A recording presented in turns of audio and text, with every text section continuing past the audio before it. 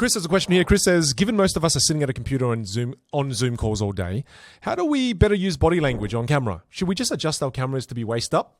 Chris, you answered your own question. I love it. Yeah, look what I'm doing here. I pushed the camera a little bit further out, and all of a sudden, now you can see my whole midsection, and now I can be way more dynamic when I want to be, and I can switch it off when I need to as well.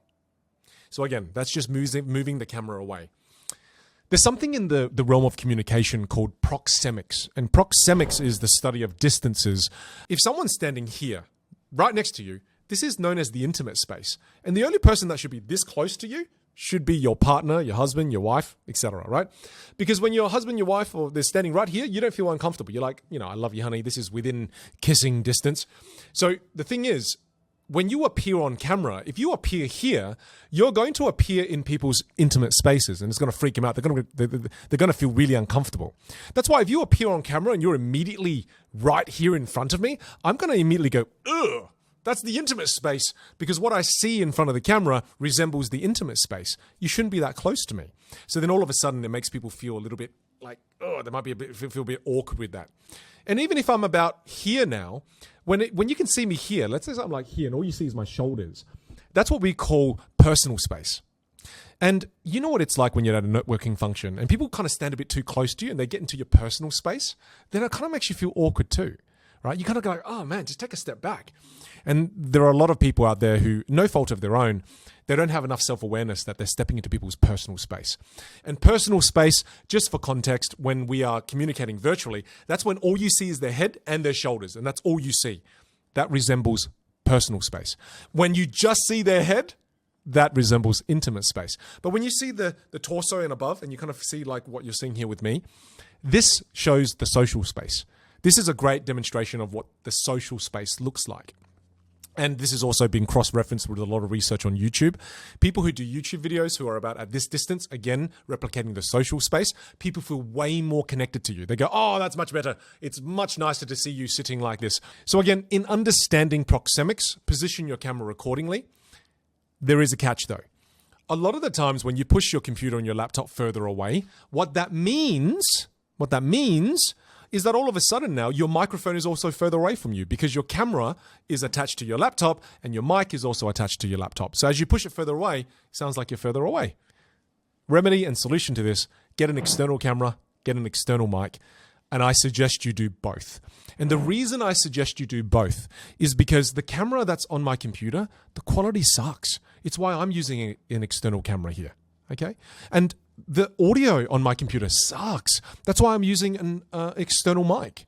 So I want you to be able to go do a little bit of research, and I'm happy to share some recommendations, but get an external camera and get an external mic, because you could practice all this body language, but if you're appearing with your head here and people don't see any of it, then all of that is gone to waste. And if you work on your voice to become vocally dynamic, but you're using a crappy mic, then all of those wonderful qualities that you've developed in your voice is going to waste. So if you do a lot of online meetings, I highly suggest position the camera in the optimal place with the optimal placement, and then invest in an external camera as well as an external mic. That would be my suggestion to you, Chris. Max says, hi, Vin. How do you convey confidence without sounding arrogant? Ooh, I love this. This is a juicy question. Another painful lesson that I had to learn early on in my journey. It's funny because arrogance has a sound. It does. It does have a sound. And I can create the sound of arrogance. The sound of arrogance, if I was to display it right now, would sound a bit like potentially this. Yeah, what do you want to know? You want to know how to sound confident without sounding arrogant? Sure, I can answer that question for you. The way to become more confident without coming across as being arrogant is rather simple. It's really easy. Notice that? There's a sound to it. The sequence of melody all of a sudden with the way that I spoke, my demeanor, my facial expressions, you're now seeing the unseen. That's the sound of arrogance. And I believe the sound of arrogance comes from an internal place, first of all. When you believe you're better than people, it creates the sound of arrogance. So I believe that in order to remedy that, you have to almost fix it, first of all, psychologically. And if you do think you're better than other people,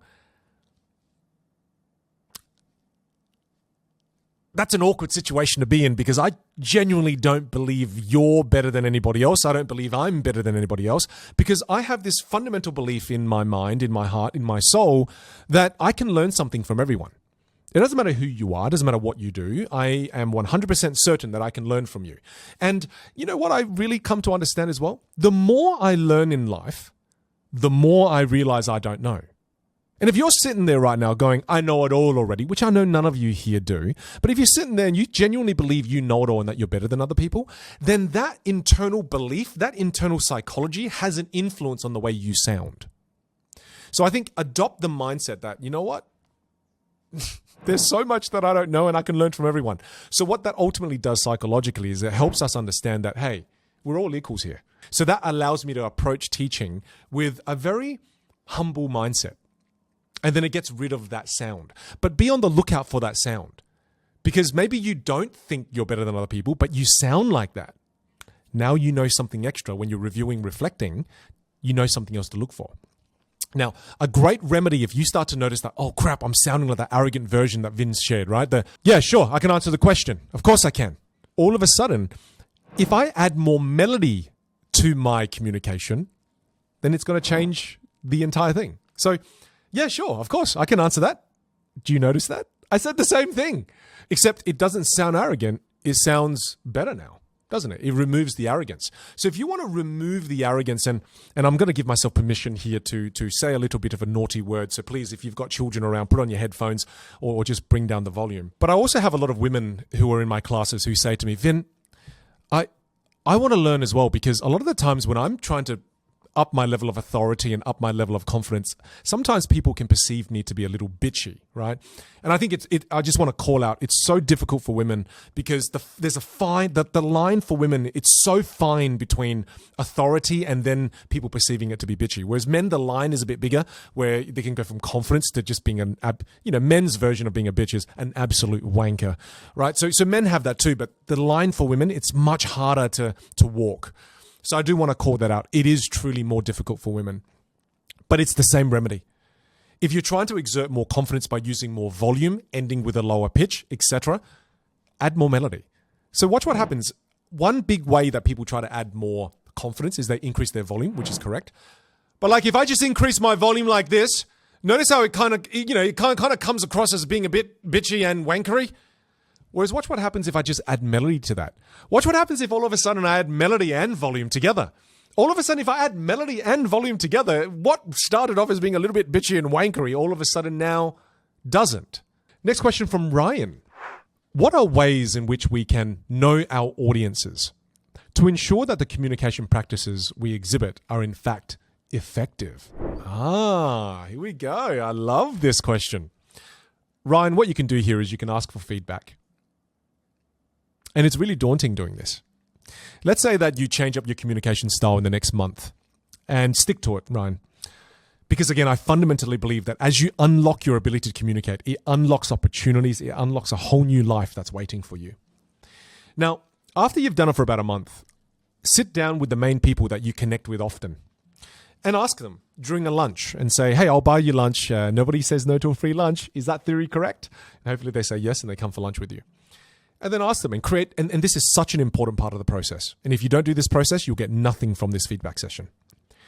You have to create a really safe environment by priming the conversation. And I would say this, okay? I would say, hey, Christina, I've been working on my communication skills really hard for the last month, and I just want to create a really safe space here.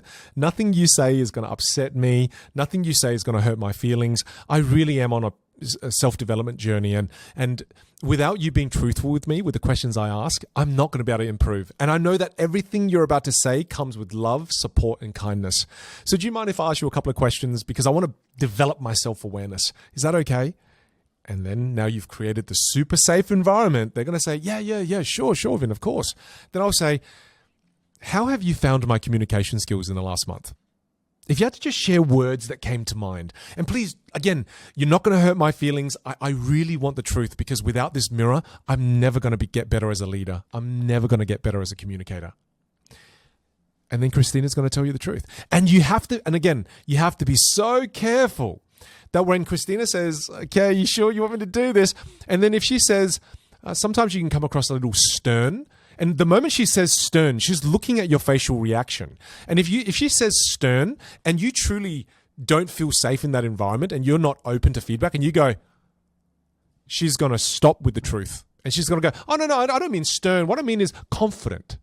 If you truly want the truth, get into the headspace that no matter what this person says is genuinely coming from a place of love, kindness, and compassion. So regardless of what they say, you go, oh yeah, hey, thank you. You're right. Sometimes I do feel like I come across a little stern.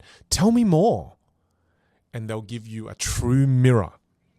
And then you get feedback. Guess what you do with that feedback? That feedback now helps with the mastery process, doesn't it? Because the next time you try again, you're now reviewing, reflecting, and going, what makes me stern? I'm always ending my sentences on a lower pitch. Maybe I'm overdoing it. Everything is a lower pitch. Everything is a lower pitch. Everything I do is like this now. Every single time I speak, I'm doing this. Maybe I don't have to do it every time. Now, when you try and apply again, you can do something different. You see that? So you've just unlocked there for us, Ryan, a very important part of the process. So thank you, Ryan, for asking that question. Because the only way we can get better with our communication is at some point we need truthful feedback from the people around us who engage with us really often. But the safe environment is key.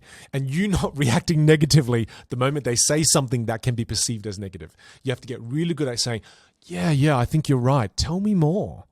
That's a really important sentence there.